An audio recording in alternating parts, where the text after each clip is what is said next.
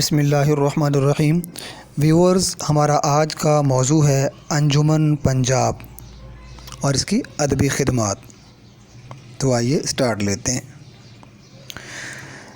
جدید شاعری کا بیج اس وقت سے بارور ہونا شروع ہو گیا تھا جب قدیم دلی کالج کا شیرازہ بکھر گیا اور اسے لاہور منتقل کرنے کے بعد گورنمنٹ کی تحویل میں دے دیا گیا۔ چنانچہ علم و ادب کی وہ شمع جس نے قرون اول میں شمال سے جنوب کی طرف سفر کیا تھا اور ولی دکنی کے زمانے میں جنوب سے شمال کی طرف مراجعت شروع کی تھی، اب لاہور کی طرف روانہ ہو چکی تھی۔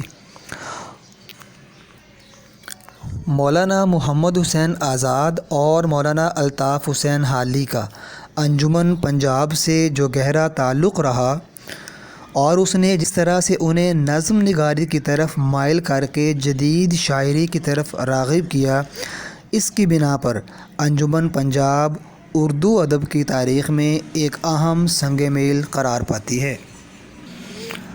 آئیے انجمن پنجاب کا پس منظر اور اس کے اغراض و مقاصد کے علاوہ اس کی خدمات کو جانچنے کی کوشش کرتے ہیں۔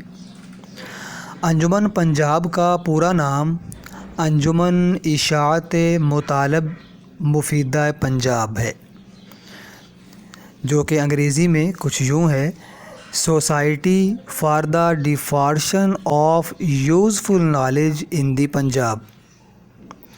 21 جنوری 1865 کو پنجاب حکومت کے ایما پر انجمن پنجاب کا قیام عمل میں لایا گیا۔ شمع برداروں کے اس قافلہ میں جو لوگ شامل تھے ان کے نام یہ ہیں: کریم الدین احمد، پنڈت منپھول، مولوی سید احمد دہلوی، الطاف حسین، پیارے لال آشوب، درگا پرشاد اور محمد حسین آزاد وغیرہ۔ محمد حسین آزاد کو ان میں یہ اہمیت حاصل ہے کہ انہوں نے زبان اردو کی پیدائش کا نظریہ پیش کیا اور اس زبان کا ماخذ برج بھاشا کو قرار دیا۔ غزل کی مقبولیت کے دور میں اردو نظم کی ترویج اور شاعری کو چند محدود احاطوں کی قید سے نجات دلانے کا بیڑا بھی محمد حسین آزاد نے اٹھایا۔ محمد حسین آزاد نے ان نظریات کو عملی جامہ پہنانے کے لیے انجمن پنجاب کا پلیٹ فارم، جس کی تنظیم کا سہرا ڈاکٹر لائٹنر کے سر ہے، استعمال کیا اور ایک فعال ادبی تحریک پیدا کی۔ یہاں ڈاکٹر لائٹنر کا مختصر تعارف بہت ضروری ہے۔ ڈاکٹر لائٹنر ایک صاحب بصیرت اور مستعد اور اولو العزم مفکر تھے۔ لاہور میں گورنمنٹ کالج کا قیام عمل میں آیا تو انہیں کالج کا پہلا پرنسپل مقرر کیا گیا۔ ڈاکٹر لائٹنر کو نہ صرف علوم مشرقی کی بقا اور احیاء سے دلچسپی تھی، بلکہ انہیں یہ احساس تھا کہ لارڈ میکالے کی حکمت عملی کے مطابق انگریزی زبان کے ذریعے علوم سکھانے کا طریق عملی مشکلات سے دو چار تھا۔ چنانچہ انہوں نے انجمن اشاعت مطالب مفیدہ پنجاب کی داغ بیل ڈالی اور ادبی اور سماجی اصلاح کے لیے اس کو وجود میں لائے۔ انجمن پنجاب کے قیام کے اغراض و مقاصد درج ذیل ہیں۔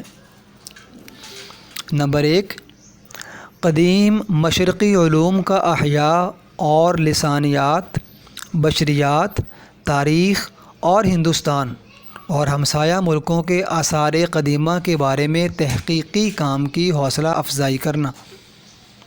نمبر 2، دیسی زبانوں کے ذریعے عوام میں تعلیم کا فروغ۔ نمبر 3، صنعت اور تجارت کی ترقی۔ نمبر 4، معاشرتی، ادبی، سائنسی اور عام دلچسپی کے سیاسی مسائل پر تبادلہ خیال۔ حکومت کے تعمیری اقدامات کو مقبول بنانا بھی اس کے مقاصد میں شامل ہے۔ نمبر 5، صوبے کے بارسوخ اہل علم طبقات اور افسران حکومت میں رابطہ قائم کرنا۔ اور نمبر 6، ملک میں وفاداری اور مشترکہ ریاست کی شہریت کے احساس کو فروغ دینا اور عوام الناس کی خواہشات اور مطالبات کے مطابق حکومت کو تجاویز پیش کرنا۔ ان مقاصد کی تکمیل کے لیے مدارس، کتب خانے اور دارالمطالعے قائم کرنے کا منصوبہ بنایا گیا۔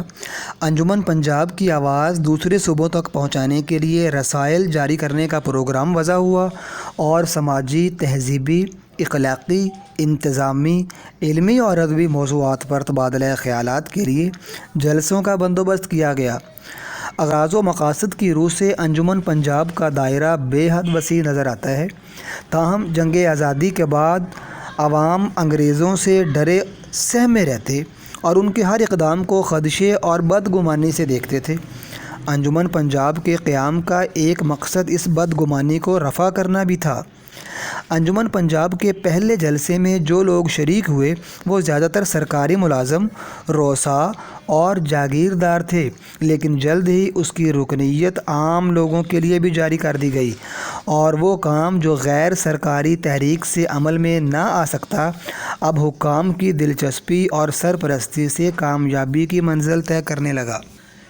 انجمن پنجاب میں رکنیت کے لیے کچھ شرائط قائم کی گئیں جو کہ یہ ہیں: نمبر 1، اشاعتی کاوشوں سے اپنا ادبی امتیاز ثابت کرنا۔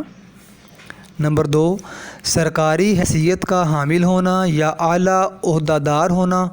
اور نمبر 3، انجمن پنجاب کی مالی اعانت یا اس کے کاموں میں امداد کی اہلیت کا ہونا لازمی امور میں سے تھا۔ یہ بات نوٹ کرنے کے قابل ہے کہ انجمن پنجاب کا رکن ہونے کے لیے سالانہ چندہ 12 روپے جبکہ 120 روپے یکمشت ادا کر کے دائمی رکن بھی بنا جا سکتا تھا۔ زندگی کے نئے حالات نے سیاسی، سماجی اور ادبی سطح پر نیا شعور پیدا کیا، چنانچہ زمانی لحاظ سے یہی مناسب وقت تھا کہ پرانی شاعری کے نقائص کو نمایاں کر کے نئی شاعری کی اہمیت اور ضرورت کو اجاگر کیا جائے۔ تو آئیے دیکھتے ہیں انجمن پنجاب نے کون سی خدمات انجام دی۔ آزاد نے یہ خدمت شعوری سطح پر سر انجام دی۔ ایک طویل عرصے تک رائے عامہ کو ہموار کرنے کی کوشش کی اور جب دیکھا کہ انگریز حکام کو بھی اس ضرورت کا احساس ہو گیا ہے تو انہوں نے نئی نظم کے اولین نمونے فراہم کر کے تحریک کا آغاز کر دیا۔ یہ تحریک بہت جلد بارآور ہونے لگی، عوام اس کی طرف متوجہ ہوئے، اخبارات میں موافق اور ناموافق رد عمل کا سیلاب آ گیا۔ اس قسم کا رد عمل اس تحریک کے خلاف رونما ہوتا ہے جو لفظ کے پرانے خول کو توڑ کر اسے نئے دائرہ میں لاتی ہے۔ کسی تحریک کے اوائلی دور میں اس قسم کا رد عمل دو نتائج پیدا کر سکتا ہے۔ اول، تحریک کے قائد اگر غیر مخلص ہوں تو اس رد عمل کا سامنا کرنے سے گریز کرتے ہیں اور یوں تحریک پہلے کمزور اور پھر معدوم ہو جاتی ہے۔ اور دوم، تحریک کا نصب العین مضبوط اور قائدین اس کے مقاصد میں یقین کامل رکھتے ہوں تو یہ رد عمل اس کی وسیع تر نشر و اشاعت کا ذریعہ بن جاتا ہے اور عوام کو اپنی طرف متوجہ کرنے اور تحریک کے نظریاتی پہلو پر غور و فکر کرنے پر آمادہ کرتا ہے۔ اس طرح تحریک آہستہ آہستہ مقبول ہونے لگتی ہے اور بالآخر کامیابی کی منزل سر کر لیتی ہے۔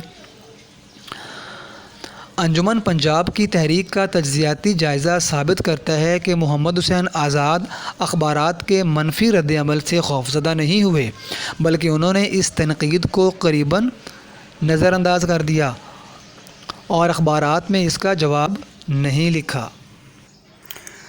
انجمن پنجاب کا اہم کام یہ تھا کہ اس نے مختلف مضامین پر ہفتہ وار مباحثوں کا سلسلہ جاری کیا۔ انجمن کے جلسوں میں پڑھے گئے مضامین پر بحث و نظر کی عام اجازت تھی۔ ہندوستان میں مجلسی تنقید کی اولین روایت کو انجمن پنجاب نے ہی فروغ دیا۔ انجمن کے ان جلسوں میں مولانا محمد حسین آزاد کے مضامین کی تحسین چونکہ سب سے زیادہ ہوئی، اس لیے ڈاکٹر لائٹنر نے انہیں انجمن کے خرچ پر مستقل طور پر لیکچرار مقرر کرنے کی تجویز منظور کروائی۔ کلکتہ سے واپسی پر آزاد نے اس خدمت کو مؤثر انداز میں سر انجام دیا اور انجمن پنجاب کو ایک فعال تحریک بنا ڈالا۔ اس عہدے پر محمد حسین آزاد کی تعیناتی نے انجمن پنجاب کی تحریک کو نئی توانائی بخشی۔ انہوں نے اس حیثیت میں اتنی عمدہ خدمات سر انجام دی کہ ڈاکٹر لائٹنر آہستہ آہستہ انتظامی امور کے پس منظر میں اوجھل ہوتے گئے اور ادبی پیش منظر میں مولانا محمد حسین آزاد بتدریج نمایاں ہونے لگے۔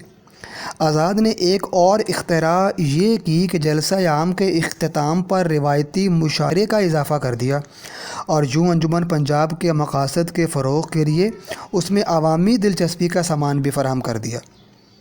تحریک انجمن پنجاب کو کامیاب بنانے میں اس مشاعرے کو بھی اہمیت حاصل ہے جو 1874-75 کے دوران سکھشا سبھا ہال میں قائم کیا گیا اور جس میں آزاد، حالی، انور حسین ہما، ولی دہلوی اور منشی الہی بخش رفیق وغیرہ نے مختلف موضوعات پر نظمیں پڑھیں۔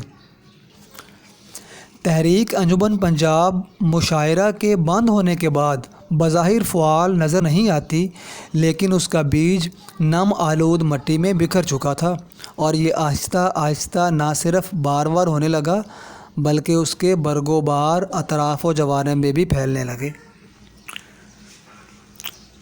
تحریک انجمن پنجاب ایک جامعہ، ہمہ جہت اور مکمل ادبی تحریک تھی۔ اس تحریک نے اردو نظم اور نثر دونوں کو متاثر کیا۔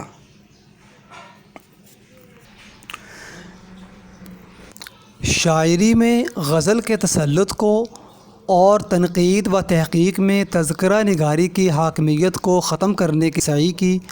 انگریزی علوم کے فروغ نے اس تحریک کو قوت اور توانائی عطا کی اور یوں نہ صرف لفظ کا نیا استعمال وقوع میں آیا بلکہ طرز احساس و اظہار میں بھی نمایاں تبدیلی پیدا ہوئی۔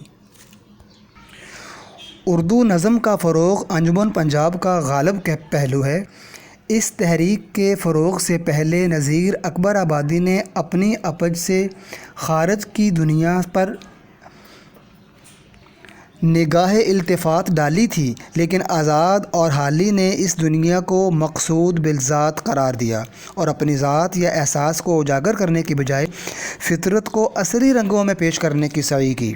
تحریک انجمن پنجاب فطرت کی عکاسی تو کرتی ہے لیکن فرد کے رومانی مزاج کو خاطر خواہ آسودگی عطا نہیں کرتی۔ چنانچہ اس تحریک کی فطرت نگاری کو انگریزی ادب کی اس تحریک سے مماثل قرار دینا ممکن نہیں، جس کے نمائندہ شعراء ورڈزورتھ، کیٹس اور شیلے وغیرہ تھے۔ مجموعی طور پر تحریک انجمن پنجاب کی شاعری میں صرف ایک جہت نمایاں نظر آتی ہے اور یہ اس کی ارضیت پسندی ہے۔ تاہم اس تحریک کی یہ عطا تحسین و ستائش کے مستحق ہے کہ اس نے غزل کی مقبولیت کے دور میں نظم کو منظر عام پر لانے کا موقع پیدا کیا اور مستقبل میں نظم کے فروغ کے لیے راہ ہموار کر دی۔ جی ویورز، کیسا لگا آپ کو آج کا لیکچر؟ مجھے اجازت دیجیے، ملتے ہیں اگلے لیکچر کے ساتھ۔ اللہ حافظ۔